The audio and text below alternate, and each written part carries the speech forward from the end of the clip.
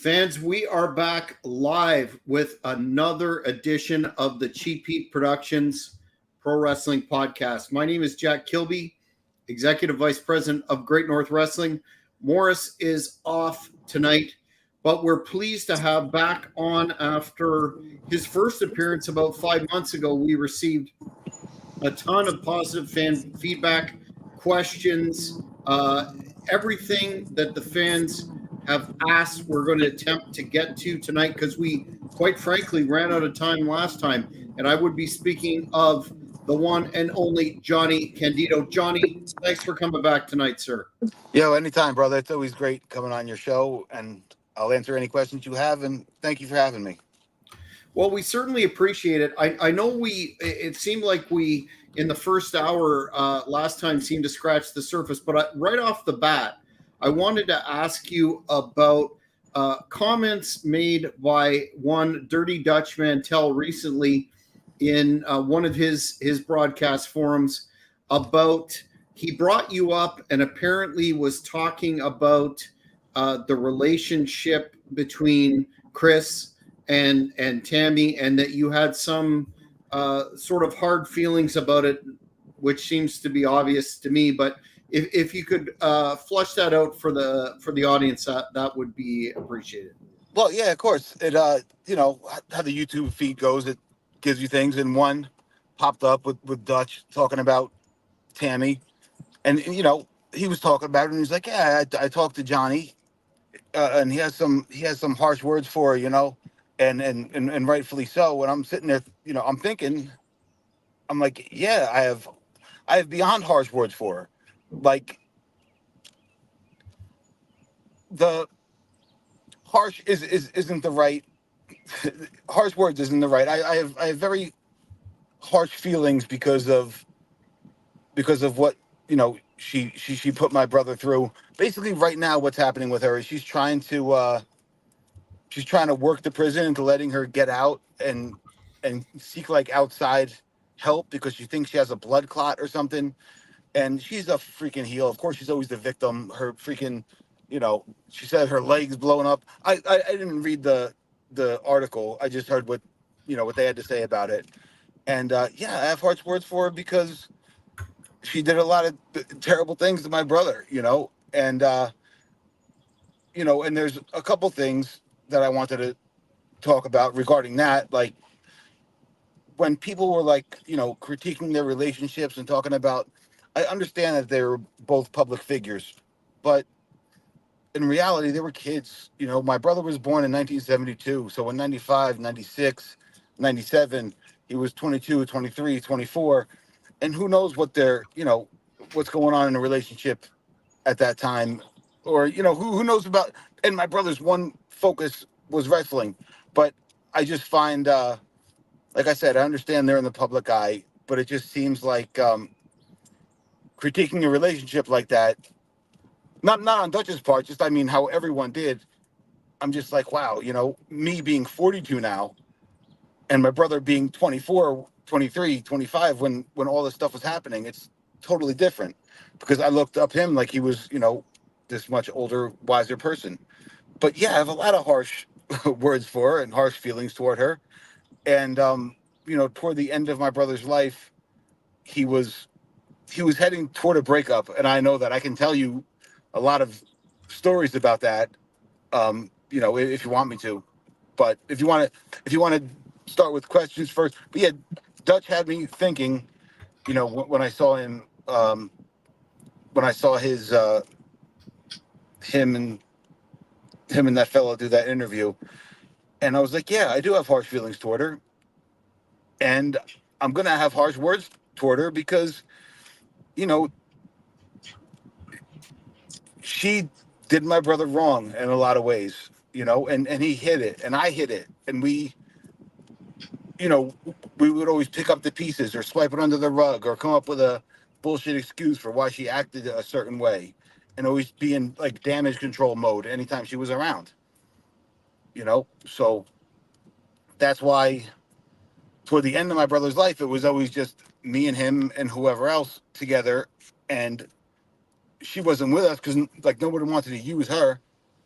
And then it'd be me, him, whoever on the road would have the greatest time. But anytime if she came on a trip with us, it would turn into freaking mayhem because she liked that. She was one of those people that thrived off chaos. She liked the chaos, causing a scene. So, I mean, I know I don't need to tell you guys that she was a freaking piece of work, but yeah, I think it's harsh words isn't even enough. I despise her, to be honest, because if she was not in his life, he'd be alive right now, to put it quite bluntly.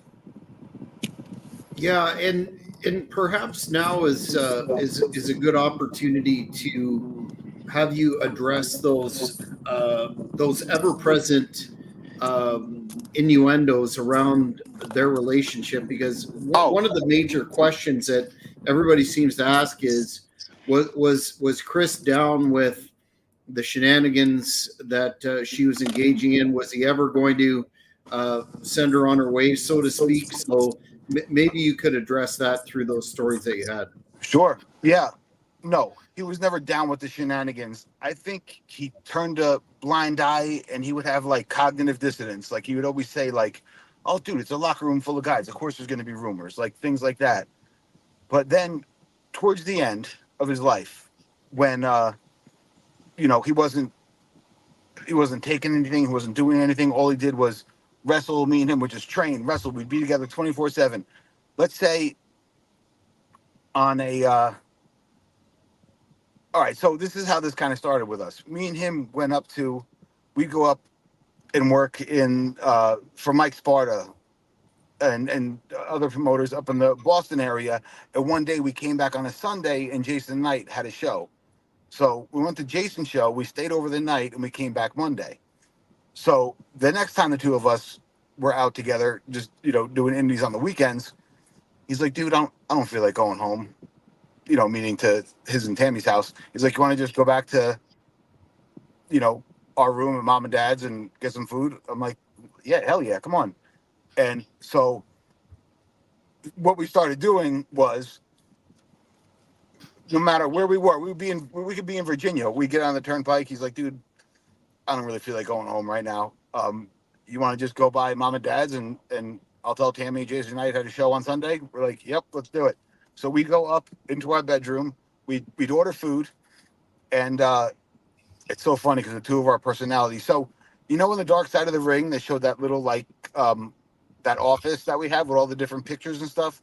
Yes. Attached to that is like a hangout room that has like a futon, a couch, like a big TV, like a whole bunch of stuff. It's like the fourth floor of my parents' house. It was his when he was growing up, and then when he left, it was mine. But now it's ours.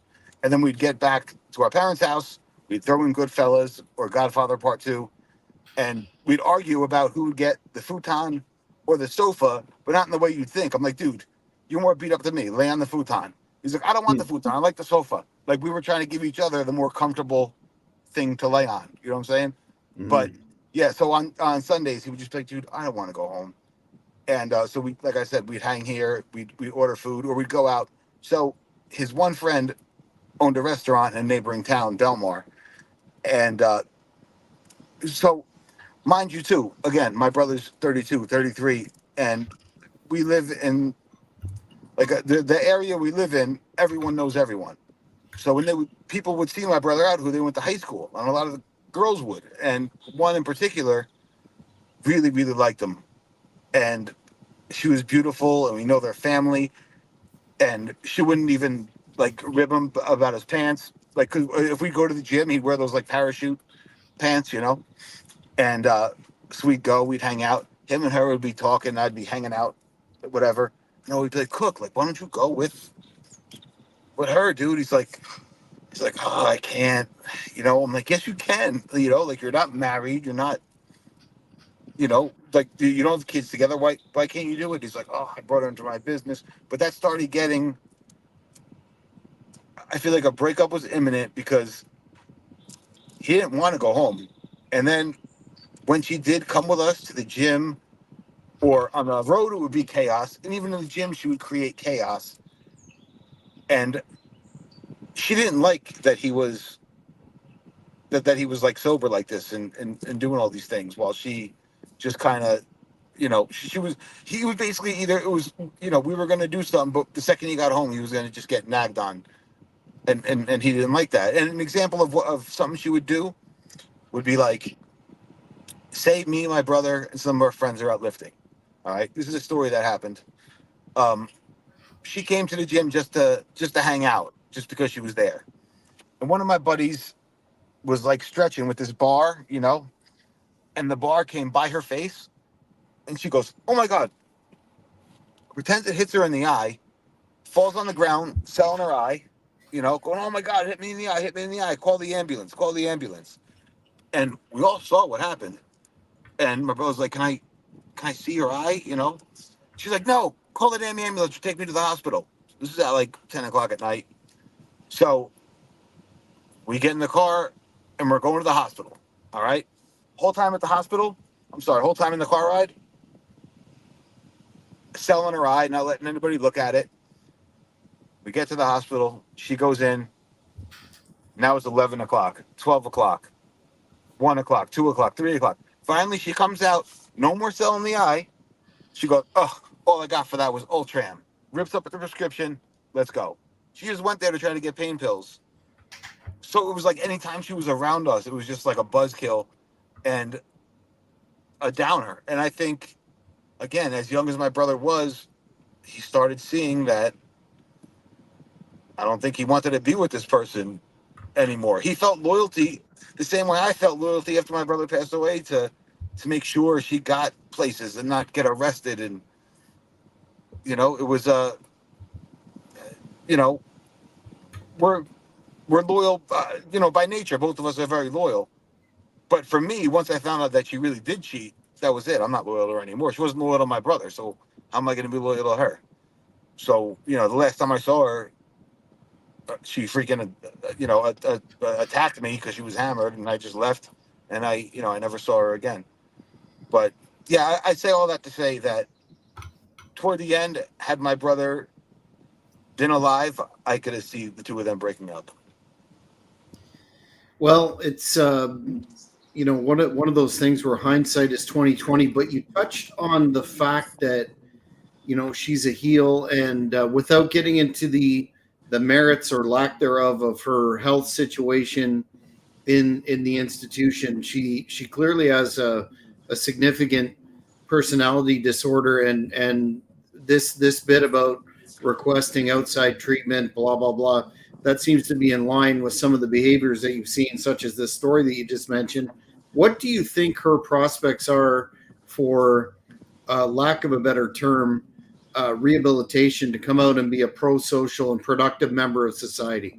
Absolutely zero. If they took her out and took her to an outside hospital, she's going to drink the bottle of hand sanitizer, break out the window, jump out like Hannibal Lecter, take somebody's face off, drive the fucking ambulance away, and then, you know, be gone living on some other Mark's couch. Like, that's what she's going to do.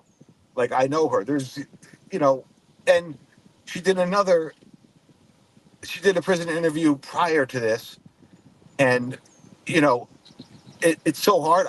My cousin Vinny sent it to me, and both of us were like, "Oh, it's hard to even listen to." She's like, "Yeah, you know, in prison right now, I'm learning to be a hairstylist, and I'm learning Italian. I'm doing so. When I get out, I'm gonna open up an Italian restaurant, and I'm gonna have a hair salon across the street from."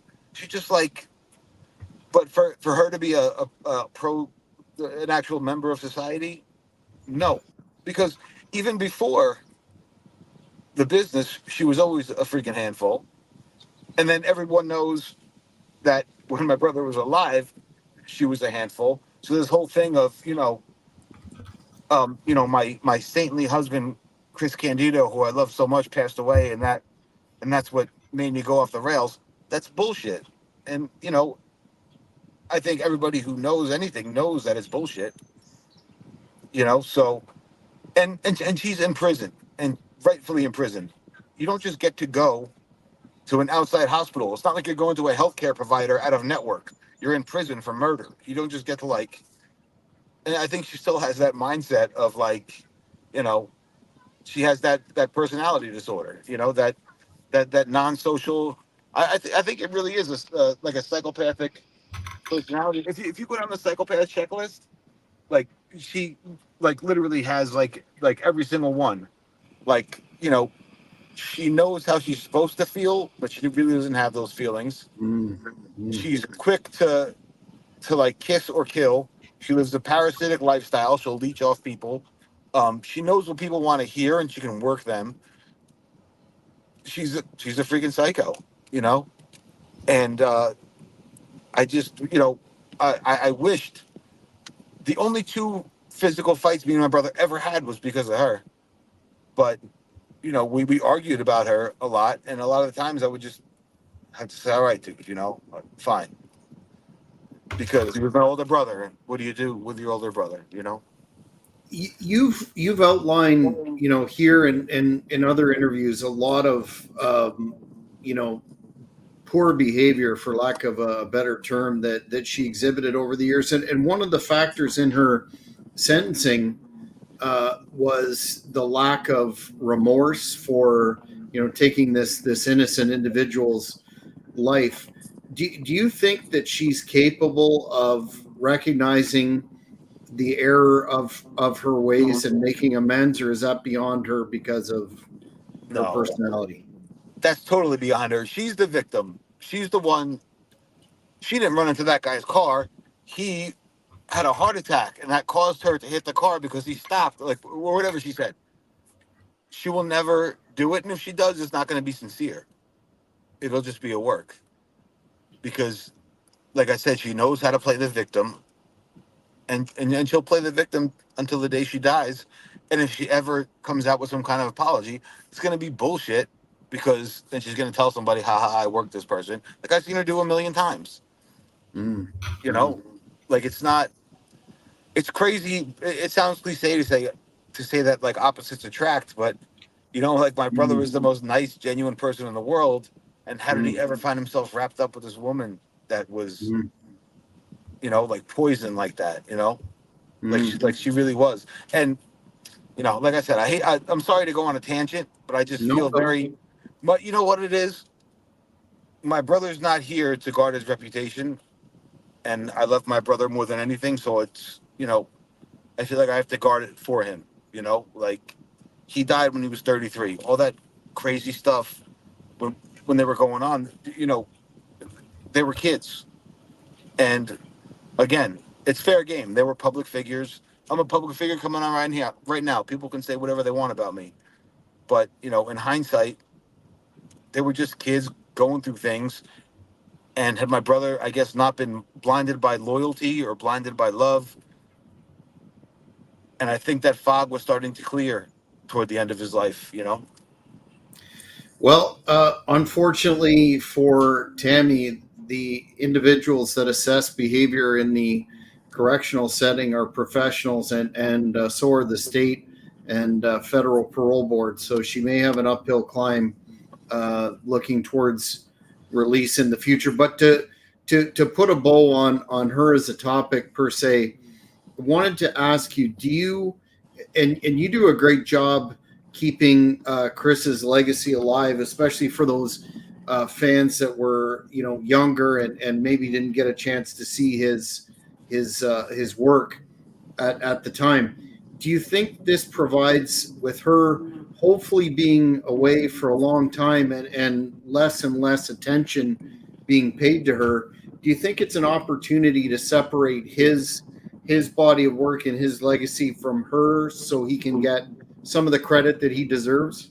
Absolutely, absolutely, because she's not out there to say, you know, she put it like this: an argument with the two of them, it was always because he brought her into this wrestling business. But if anything good happened, it was because she was so great at this stuff. Like, um,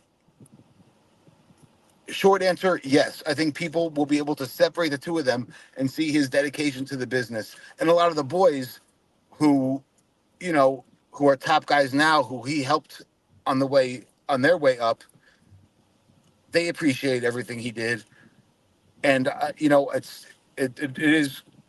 I hate that it took a tragedy for someone else, but I like that they're separated now. And the only time that they're brought up together is when you know, she mentions him and whoever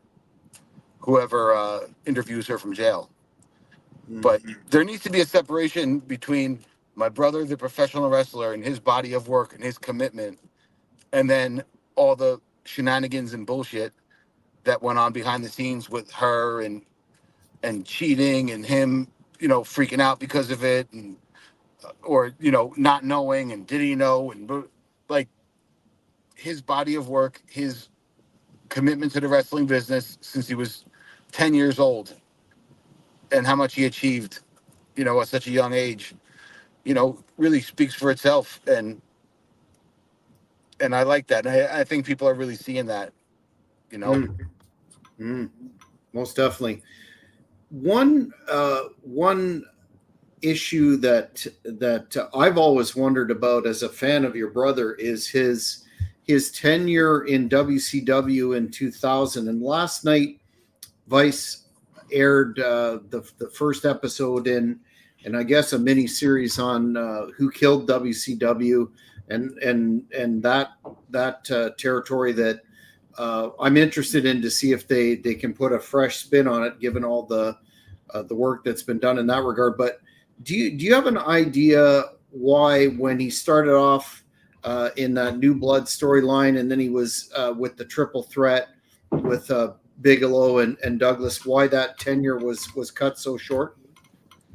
I think so. At that time, there were a lot of things going on behind the scenes, as in like, um, they lost the house that they had. Um, they they moved. There was a lot of like chaos going behind the scenes from my brother's standpoint, and I think WCW was an opportunity, and or I'm sorry, for him, he wanted to see ECW work. When he got to WCW, it was kind of a payday, but a great payday. But he always loved wrestling, no matter where he was. I mean, he'd give his all. But I heard things, later on, like in the locker room, there were some, again, shenanigans going on, and they found New Bane in the women's locker room and said it was Tammy's, and it actually turned out it wasn't. It was somebody else's. But I think it was more just like controversy stuff that stopped them from that stopped him and the Triple Threat from really growing in WCW. And also at the time, just as a side note, you read my brother's book, right? Now, after we talked. So Yeah. this is like the time when I'm in high school, and anytime he was on the road, I would have like giant parties at his house. So I was kind of more like, during that time, I was more interested in like having parties and like, you know, trying to hook up with chicks than I was like hanging out at wrestling shows. So I can't speak exactly to what was going on, but I know that during WCW, that was that was not a great time for him as far as drama outside the ring. So I think that that definitely hurt whatever was going on. I mean, they recognized his talent. They put the cruiserweight title on him. Um, but I think there's a lot of drama going on outside the ring. Mhm. If that makes sense. Mhm. In terms of your own career, were you were in TNA, and you were in a tag team elimination tournament with Alex Shelley, and a fan wanted to know if there was ever any plans for you to sign with TNA, and what your thoughts are presently in terms of what appears to be at least a working relationship between TNA and WWE, with Jordan Grace being in the Royal Rumble and also on NXT.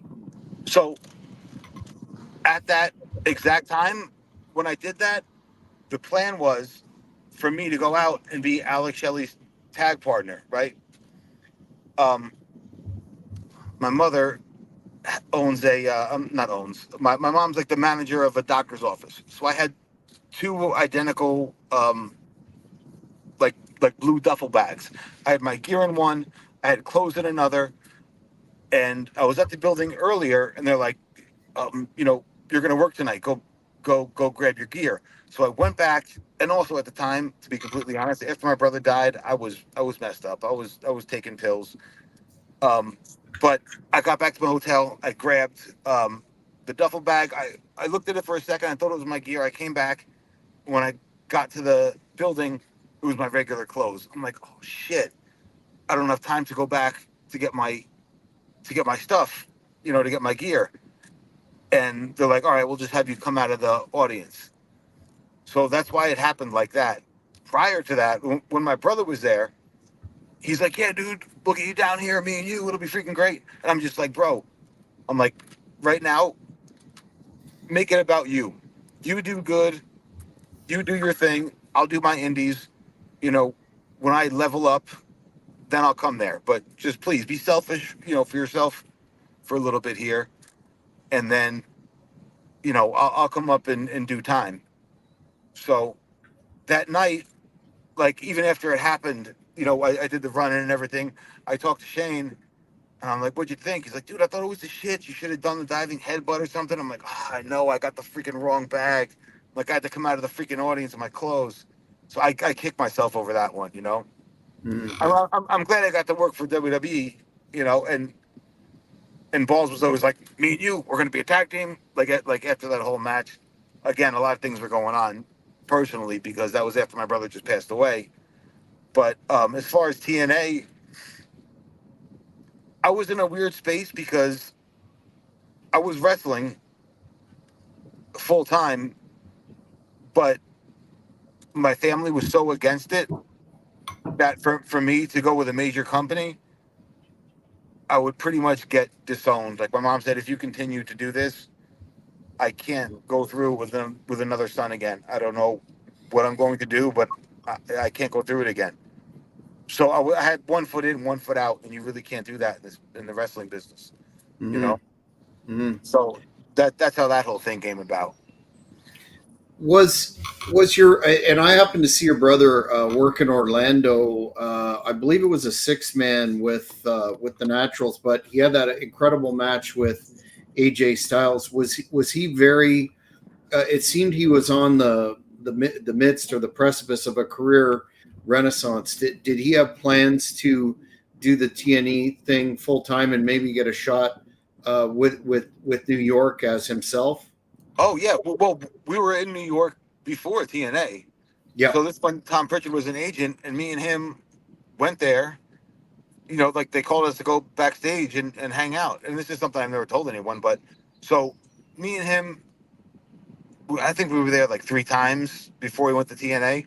So the first couple times, I would go hang by the ring, listening to Art. Like I would listen to Arn Anderson, and he would kind of like hold court and you know talk with guys. So I'd hang around the ring. My brother would politic in the back, um, and there was we were there twice hanging out. I think it was the second time, um, and they're like, yeah, Chris, we're looking for you to do a dark match, but we don't have anybody for you to work with. And the Brooklyn Brawler was our agent, and he said to me, he goes, "You want to work with your brother tonight?" My brother's looking at me, going, like shaking his head, yes. And I'm like, I didn't bring my gear. He's like, you didn't bring your fucking gear. I'm like, no, I didn't think I was going to be able to work tonight. And I never told anyone that. I felt so like ashamed that I didn't bring my gear that night. And because my brother and him both like looked like what the fuck. So it's one of those coulda, shoulda, wouldas. Like, you know, I thought I was just gonna drive him there. He's gonna do his deal. We'll go in there together. He'll politic. I'll go out by the ring, listen to Arn Anderson, say what up to Paul London and Carlito, whatever. And then, but TNA was the first ones to say, you know, here, sign a contract, and we want you to work with us. And obviously, as a working professional wrestler, he needs to get paid.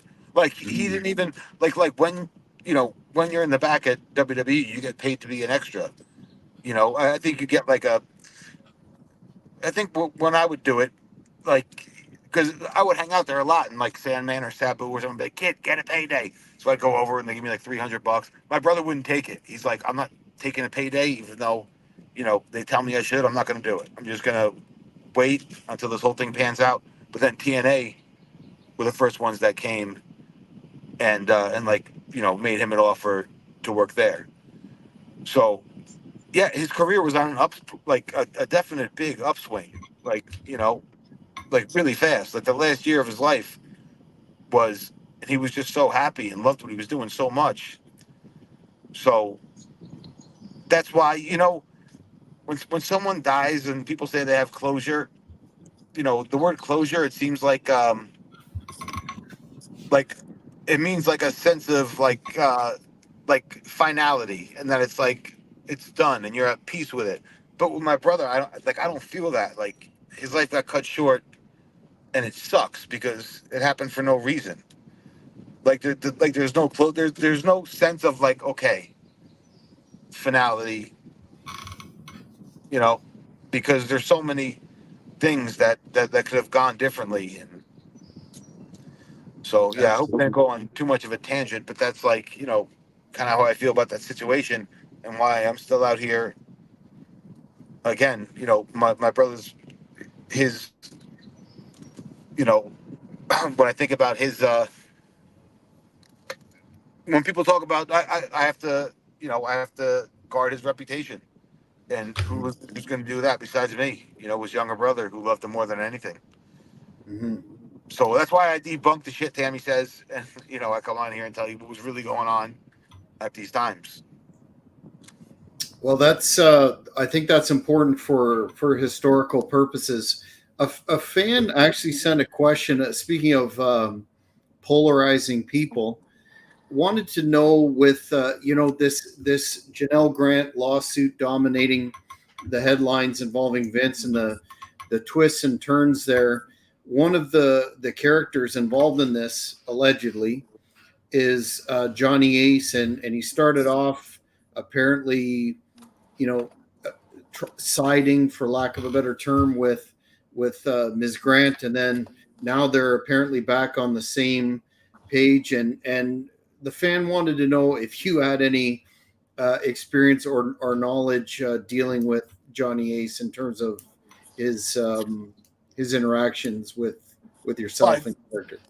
I dealt with Johnny Ace a ton because he was the like the the head of talent or whatever. So anytime I'd be there, I'd obviously say hello to him, and when they would bring me there to wrestle, he'd be like, "Oh yeah, you're Candido's brother." Da da da da. So yeah, I knew Johnny Ace. Basically, if it was a workplace, Johnny Ace was the boss. Is the vibe you get when you're back there, And I have some funny stories that I can't quite articulate but um, the vibe I got from him was, yeah, he was the boss. He seemed like an all right fella, I didn't know him well enough to really speak on his character apart from, being the head of talent, being the boss and guy. And again, after I worked with Balls and Axel, he was super stoked about the match. He thought everything was really cool. And then, um, again, he was nothing but cool to me. But I didn't know him like, pick up the phone, give him a call, talk to him, know him. I knew him casually. And, I mean, I've heard from people that he could be abrasive and he could be, kind of a dick. But I didn't really know him like that. I guess I can see where he could be, but from personal experience, he was all right. In terms of that entity that is WWE, since we last talked, it's become clear that they're really framing it as separating themselves from McMahon, Vince, and framing the company as this is the Triple H era. What are your thoughts on this company moving forward away from the McMahon influence? And I know you've probably had some interactions with Triple H, so you could probably speak on his management capabilities anyway. It's so hard to say because I don't follow wrestling anymore since I'm not in the wrestling world. Like, you have to understand, like, and I'm sure you do, when you're in the business, you're in wrestling world. You know everything that's going on. Everybody's gossiping to everyone. It's not. It's a different world that you like. That you're in, where you know you don't watch the news. You hear wrestling news, and that's what you talk about. Um, it's going to be hard for Vince to distance himself from the WWE and someone else take it over. I don't, as far as Triple H's management capabilities, I'll tell you what, he seems like a cool enough guy that, and he loves the business. Like, again, I try to be pragmatic and I don't like to talk bad about people. Um, so I think he'll do all right because the boys are going to respect him, because he's not just someone. He's, you know, he's been out there. He's worked. He's, you know what I mean? Like, people get more respect when they've actually been there and done that. But it's going to be hard to separate Vince from the WWE. Like, can you smarten me up? What's even going on with them right now? In terms of the lawsuit, And, yeah. So yeah, can you break it down? Like, so I'll tell you what I know. Vince is accused of sexually assaulting or something a former intern. That's pretty much where I'm at. yeah, with Johnny Ace being named as taking part in some of the coerced sexual escapades, and then that company money was used to hush her up through a NDA, and then the terms of the NDA weren't lived up to by McMahon, so she filed a lawsuit, and now the latest portion of it, and they've gone back and forth, and he provided evidence that she was his girlfriend, and vice versa. She provided evidence through text messages that it was coercive, that it was an abuse of power situation. But now apparently Ms. Grant's attorneys have asked that the lawsuit be stayed for a while to provide further information. Or the other rumor was online that this is a civil matter, and there's some thought that it's going to transition to providing more evidence so that criminal charges could be brought against McMahon. And I'm assuming Johnny Ace too, because he was named as allegedly being involved in Like, he was physically there doing that. There were in like, three ways and that sort of thing. Jesus Christ. Yeah. Yeah, yeah. Again, I didn't know all that stuff. Jesus. Um, well, I mean, what can Vince do? He has to step away, and who's the heir to the throne? I mean, what about his family? Is Shane there? Is Stephanie there? No, Shane apparently after that Royal Rumble where he took all the heat for booking himself as a World Slayer and et cetera, he's not been around. But Stephanie was reintroduced at this year's WrestleMania. She came out and cut a promo about the new era. I'm not sure if she has any sort of official capacity with the company or not, but she was brought out. I'm sure she's still a heavy, just in everybody's mind, because she's, Vince's daughter and Hunter's wife. Um, I think the WWE is a well-oiled machine that will continue to go on, and I think Triple H is capable. I think he is, because he took NXT and he kind of made that his baby, and it's grown. People watch it.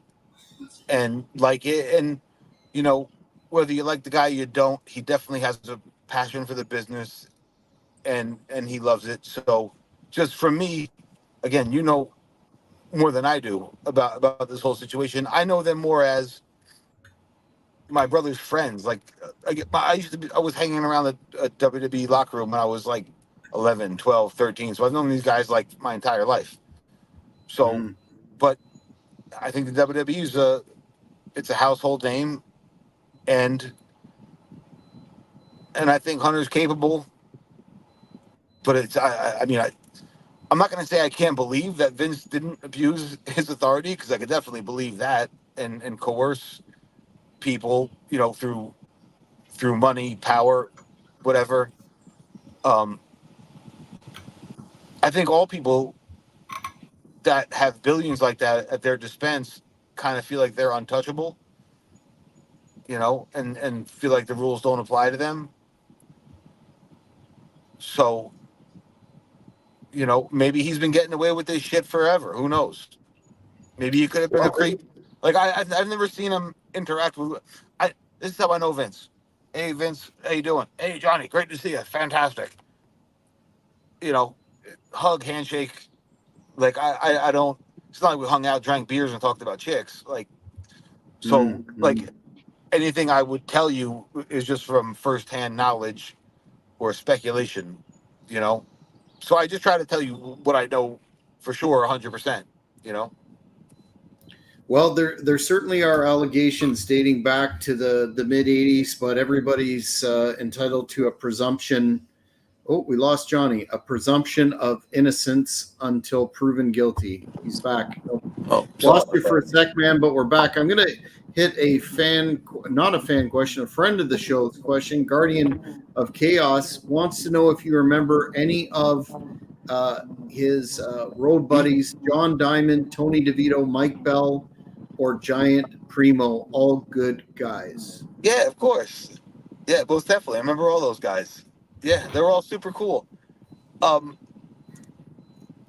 Everyone that I've met or known through wrestling, you know, they're really super cool guys, and have always been helpful.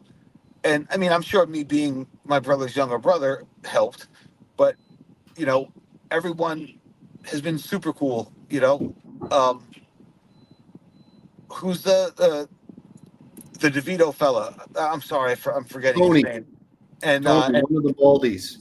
yeah, dude, those guys always super cool, super nice. Um, you know, if I'd be in the ring bouncing around, they would help me with certain things. Hit a rope, you know, hit the ropes like this. You only want to take 2 steps. Like all those guys are super cool, super helpful, funny. You know, the whole group of wrestlers. Like when I was coming up, you know, with my brother as a younger guy, they were very, again, like a fraternity. They were like a very eclectic group of people, and you know, and it seemed like everyone wanted to help everyone, because it was like a closed. Now it seems like it's more open. Like anybody now can be a professional wrestler. Where back then it was kind of like a closed society. It was like the mob. Like you had to almost be like born into it, or have been around it your entire life. And you know, and you have to know the little things. Like you have to shake everyone's hand when you get into the locker room, and you have to say goodbye to everyone before you leave. Like these little things that you're not going to learn at a wrestling school, but you're going to learn from being around. And someone who wasn't schooled like that might not say hello to everyone, and might not say goodbye, and people perceive that he's a dick, but he just doesn't know that he's supposed to do that. You know what I mean? Like there's certain things that guys like that and my brother and them taught me to always do. I don't, you know, I don't care who it is. You have to say hello to everyone, even if you saw him last night. Say goodbye to everyone. We're all respectful, and we're all here together making money, and this is what we're doing. And we're putting our bodies on the line. We trust each other. And again, it's a big fraternity that looks out for each other. Absolutely. A fan on social media wanted me to ask you about your thoughts and his own thoughts, Chris's own thoughts about his time in XPW and that whole promotional situation of instability at the time. So I was there for a lot of it. His thoughts on it were, it was kind of funny and outlandish because, like, you know, like we'd go out to California and we'd visit one of the boys at their house, and they would just have like stacks of fucking porn videos everywhere because a lot of the boys, like as a side hustle, would like sell porn DVDs. So it was like everywhere you went was just porn, porn, porn, naked chicks, fucking. Um, so his stint in XPW, I'd say, in the ring, of course, he was serious about his wrestling, but I think to both of us, listen to this. I'll tell you a story. I don't think anybody's heard. When XPW would come to Philly and run the arena, everyone, wrestlers and porn stars, would all stay on, I want to say the third floor, right, of the Marriott. And every room door would be open and there would be a party going on in every single room. And you could just go from room to room to room. Certain people would be sniffing coke. Certain people would be partying. There'd be naked chicks all over the place. I remember walking into a room. Jerry Tootie, who was the wall, and Danny Doring were having a chopping contest, right? They were chopping each other with their shirts off, right? And then Danny Doring started like dancing around with this porn chick, and she fucking started biting his fucking nipple off, and he started screaming. Like, I can't explain. Like then I go over, I say what's up to Chris Chetty and his buddies. We party in their room for a little bit, and then I remember on Sunday mornings because of the football, I would my brother really wasn't for all the crazy parties. He'd come by, say hello. Like when I say every single room, it wasn't just XPW wrestlers. It was XPW and like every indie guy too would know the party was there. So every room was just full of people on the entire floor. Like I said, I think it was the third floor. All wrestlers, naked women, blow, booze, and so my brother would just like go back to the room. Let's say maybe at midnight. I would stay out all night. I'd tell my friends to come. We'd be hanging out. Um, I remember this one time. I was hustling at the time a little bit. Again, I was younger, 21, 22, and I had a bag of like 1,000 Vicodin ESs, and I would open. I would go in the room. I would take a handful, and I would just throw them in every room. Just throw fucking Vicodin. I think they were Vic 7.5, the Vicodin ESs, and I would just throw because the the guys I was dealing with at the time would just give me pharmacy 1,000 count bottles of everything, like Norcos, Somas, Viking Yeses. I'm like, I don't really like the Viking Yeses. I'm just gonna give them away to people, and I would just fucking open the door, throw Viking Yeses in every fucking room. ES means extra strength. They were, they were like these cubes. Hmm. But the XPW times, yeah, man, they were freaking crazy. Was that the Marriott or the Travel Lodge? No, the Marriott. It wasn't the Travel Lodge, and they had there was like a diner adjacent to it. And yeah, I remember sitting there with a bunch of the boys like shot out the next morning. I remember me, the guy who was Pogo the Clown, I forget his freaking name, Mm. the guy Chaos, like all just like sitting there waiting for the diner to open. And then other times, like I said, my brother would be asleep by 11, whatever. I'd be out partying, da da da da, doing my thing. And then I'd come back and start trying to go to sleep. But then the football game would come on, and people would start coming to the hotel 6, 7 in the morning, with horns, drums, shit like that. I'm like, oh my god! So I wouldn't sleep for like all those nights because I'd be like running around, fucking, going to this room, that room, do a little blow, fucking. So the XBW times were like crazy, crazy party times. I mean, it was fun as hell, for me anyway. Again, in the elevator, women are just like completely naked, like naked chicks everywhere, and people having chopping contests. And again, chick try to bite off Danny Doring's nipple. You could ask him Yeah, about that next time you see him. You don't see that every day, do you? Now here's another fan question on social media that may be a variation on that theme, but a little bit different. And it's probably going to be difficult for you to narrow down too. But what backstage in ECW, either at the arena or other events, what was the wildest situation that you, and again to narrow this down, that you've ever seen or your brother ever saw? Well, the wildest thing I ever saw was the brawl outside the ECW arena that Tammy started. Um, we were trying to get to our car. Me, a couple of my buddies, again, we're like teenagers. Um, we're trying to get to our car, and there's people from the bar next door, like all standing around our car. And Tammy, being Tammy, he's like, "Get away from my car, you fucking scumbags!" Like says something like that. My brother had just torn his bicep, so he had his arm in a sling. All right, so Tammy yells at these people, and they're like, "All right, lady, whatever." And she's like, "The fuck away from us," whatever they said. And then finally, they had enough of her shit, and they threw a drink in Tammy's face. Here comes my brother, one arm in a sling, and he throws like a left cross. Boom, clocks the guy. The other guy's friend, boom, clocks my brother. I'm thinking about jumping in, but I'm like, I'm fucking 14. So I fucking run back to the locker room. And the first two people I see is Too Cold Scorpio and Tracy Smothers. And I'm like, my brother and Tammy are fighting outside. It's like they fucking fight all the time. I'm like, no, no, no. I'm like, fucking people are beating the shit out of them. So those guys ran out. I got more guys. I grabbed Bubba. I grabbed Devon. I'm telling Bammer. I'm telling everyone. So I get back outside. The first thing I see is Tommy Rich has a guy in the side headlock, right? And he's pulling him away. And I think I'm like, all right, he's got it under control. Devon runs over to the guy that Tommy Rich has in a headlock and just starts beating this fucking guy's face in. And then Tracy, poof, poof, poof, knocking people out. Fucking Too Cold Scorpio, pow, pow, pow, pow. The wrestlers just cleaning house. It was like seeing something out of a movie. They beat the shit out of all these guys.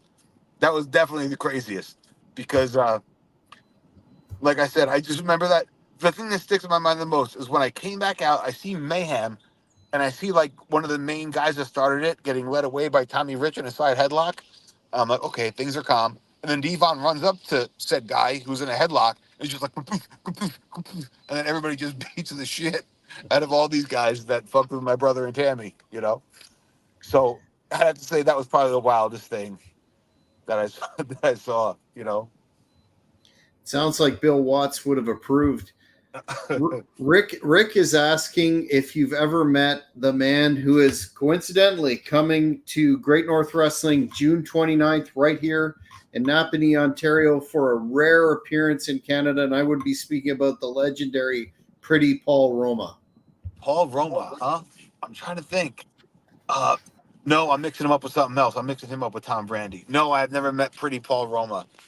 He was with Rick Martel together. No, weren't they tag team? No, he was with, he had a number of successful tag teams. The first being the Young Stallions with Jimmy Powers, then Power and Glory with Hercules Hernandez and Oh, Slick. okay, okay. And then he was a horseman in WCW and then with Paul Orndorff. That's All right. pretty Yeah, wonderful. yeah, yeah. You know what? To be honest, I'm sure I've met him and shook his hand and said hello, but I don't have any great Paul Roma stories. Not like I have, Devon, Tommy Rich stories. So, Fair enough. Fair enough. We're looking forward to having him up here. oh, Here's awesome. a here's a deep cut though, and it's unfortunately not very positive. We won't end on this one, but do you have any memories of working with? And this is a hardcore ECW fan who asked this one. Rockin' Rebel in 2007, and any thoughts on that messed up situation? Um, I don't know about the messed up situation, but I do remember with Rock and Rebel because when did I work with him? It was earlier. 2007. No, it was earlier than that. A Okay. lot earlier because he was like one of the first people I worked with. So how I got brought in, my first, I want to say, I normally say 10 or 15, but maybe I'm embellishing. My first 7 matches were just against my brother. And then I worked with Balls. Then I worked with their friend Paulie. Like I said, um, it's easier to work with someone like how I trained. I would take bumps in the ring. I'd hit the fucking ropes. Um, and my brother, one day was just like, me and you are working today. So I just kind of got thrown right into the fire. So I worked with people I knew, and I think the first one of the first people I worked with that wasn't my brother or Balls or like any of the guys I knew was that Rockin' Rebel fella, and we had a decent match. And I remember later on that night we came out. Um, Not we, me meaning my brother was working with the missing link, and I jumped in on that match too. Um, but what's the situation with Rockin' Rebel? It's pretty bad, man. About 2018 or 17 and around there, I believe he did a murder suicide deal with his wife. Oh, he's gone. He's done. Oh, yo, Yeah, shit. yeah, yeah. Yeah, I didn't know that. I mean, I remember working with him. Um, there was nothing that specifically sticks out as good or bad. It was kind of I see my name on the paper in the locker room, me versus Rockin' Rebel. Mm. We went, had our match. And that's kind of it. Um, wow. Did he say why? Was he? Well, Well, did he ever get like past the Indies? Is that what he did for a career, or was he just like a weekend warrior kind of guy? he did of course Eastern Championship Wrestling and Tri-State and ECW, but no, he opened a school and apparently he had some issues with CTE, and then had some domestic violent stuff before, and ended up. I think he was incarcerated a couple of times, but yeah, it was a bad situation. I never got that domestic violence stuff. If I'm just speaking frankly, like if I watch on Cops and ladies like my husband's been beating on me, I'm like, how? Like, I was an amateur boxer too, but I'm like, dude, but my hands are the size of bricks. I can never punch a woman. Are you out of your mind? Yeah. Like, who the fuck does that? Well, I guess Well, there are people who do, obviously, but he was a very troubled individual, and a lot of people that worked with him didn't have much positive to say about him even before this. But anyway, another fan question before I give you a positive one to wrap up on, and maybe this is positive too, is Rick wants to know how Bubba, I guess Bubba Bully, was with you. Some have some good things to say about him, some don't. oh, dude.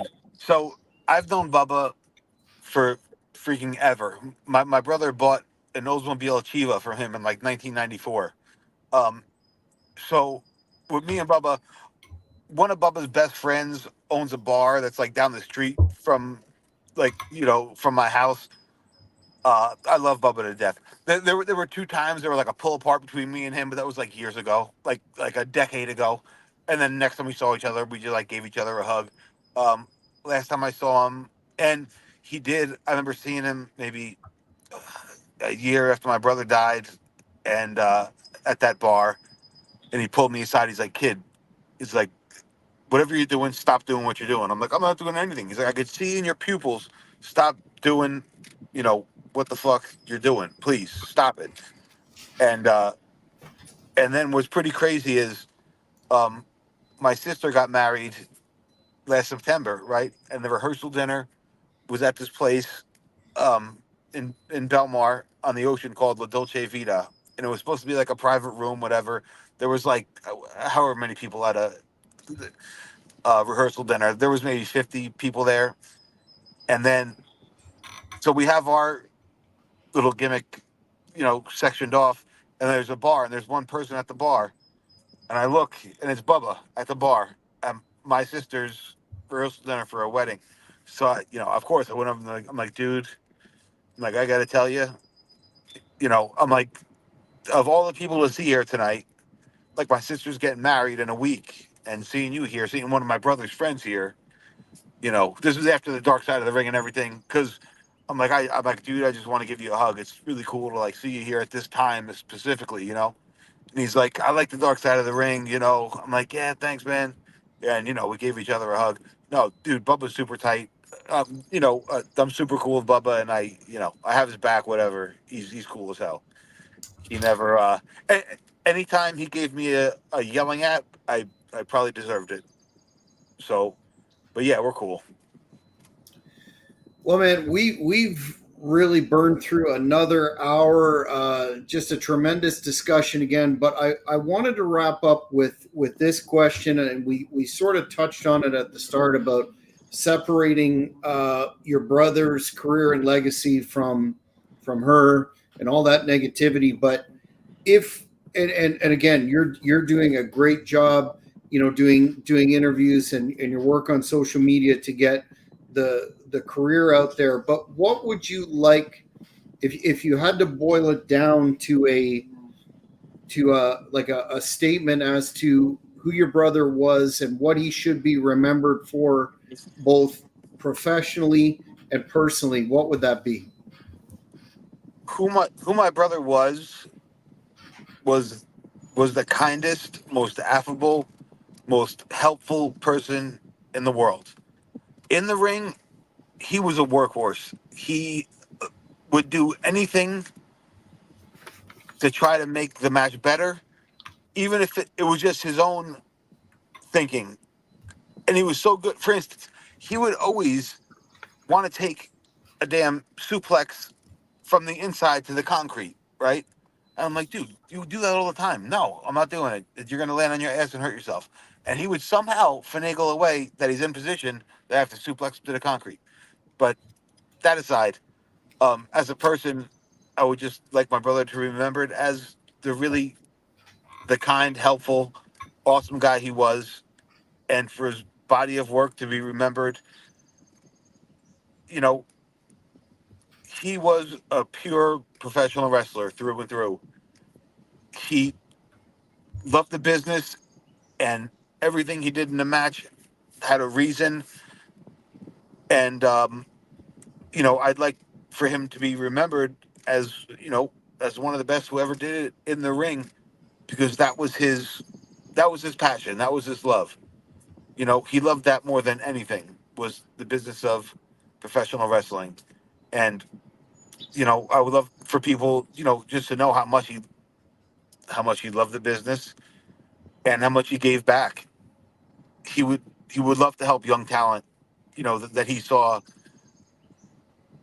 If anybody asked him to watch their match or critique their match or help them in a certain way, he would invite that kind of thing. He liked that because he wanted to see the business continue and grow, and have more places for the boys to work. And he said if he won the lottery, he'd open a place called Kayfabe Gardens where wrestlers could retire and everything's paid for. Like, that's all he cared about, was the boys and the business.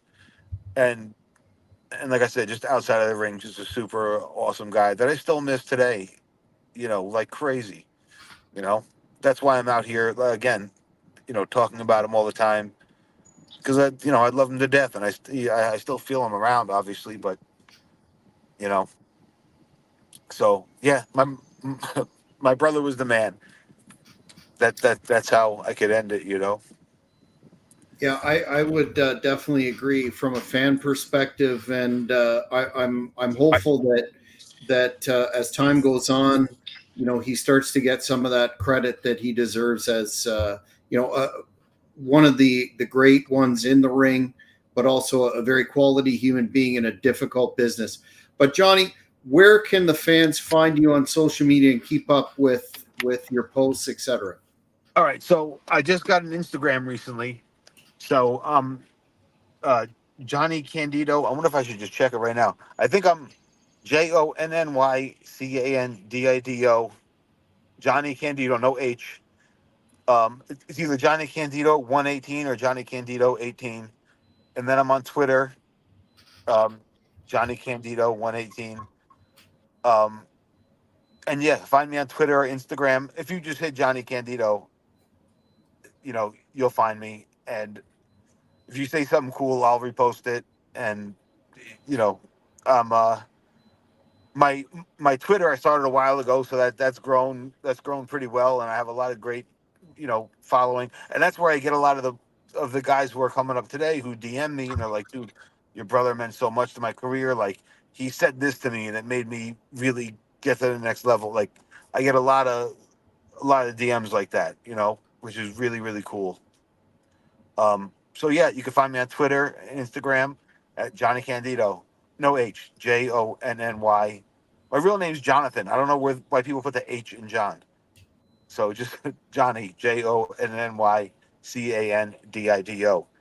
You can find me on Twitter and Instagram. Well, I want to thank you, Johnny, for your time. It's been a very enjoyable discussion. We'll keep in touch and hopefully do this again. Okay.